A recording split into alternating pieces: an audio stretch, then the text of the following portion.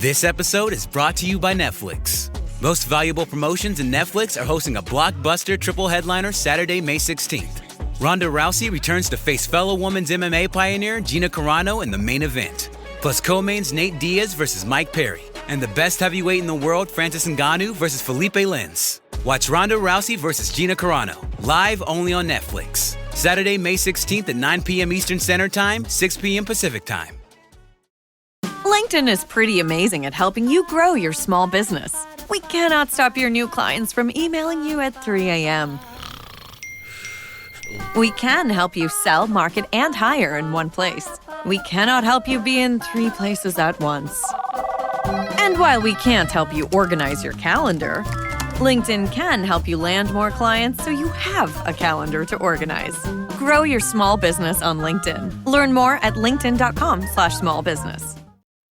There are 3 things we want to talk about heading into the Norman Regional, and honestly, every single one of them centers around pressure.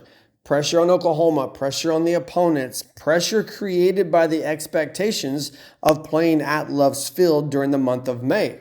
First, let's talk about Oklahoma's revenge tour mentality after the SEC tournament stumbled against Georgia. This is still the number 3 overall national seed in the country. This is still a team that won the SEC regular season championship for the 2nd year in a row, but for the first time in a while, there's a little doubt floating around this program after the early exit in Lexington. And that makes this regional fascinating because now the Sooners aren't just playing to advance, they're playing to remind the country who they really are. And you've got Kendall Wells chasing history after a record-breaking freshman campaign, Gabby Garcia playing some of the best softball in the country, and a lineup that has already shattered the NCAA single-season home run record. The question here isn't whether Oklahoma has the talent. The question is whether the Sooners respond with the ruthless postseason edge that we've seen from championship teams coming out of Norman over the last decade. Second thing is, keep your eye on Michigan versus Kansas. This matchup is going to be good, and this is the game that may decide who actually pushes Oklahoma the hardest at the regional. Michigan brings some postseason DNA. This is their 32nd NCAA tournament appearance, and they've been in these environments before. But Kansas might be the sneaky, dangerous team here. They've got nothing to lose. They're back in the tournament for the first time since 2015. They've got a freshman slugger in Ella Boyer who gives them legitimate upset potential. And whoever survives that opener gets Oklahoma on Saturday with momentum and confidence. And as we know in softball, that matters more than people actually think.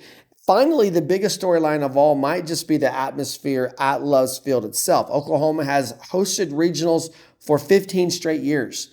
There's a reason for that. This place has become college softball's version of a postseason fortress. Last year, the Sooners outscored regional opponents 31-3 and run-ruled everybody. That's not just dominance, that's intimidation. Opposing teams walk into the stadium already feeling the pressure of the banners, the crowd, and the history. The challenge for Oklahoma is making sure that edge still exists after what happened in the shaky week last week. Because if the Sooners rediscover that swagger early in this regional, then this is something that could very easily get out of hand pretty quickly.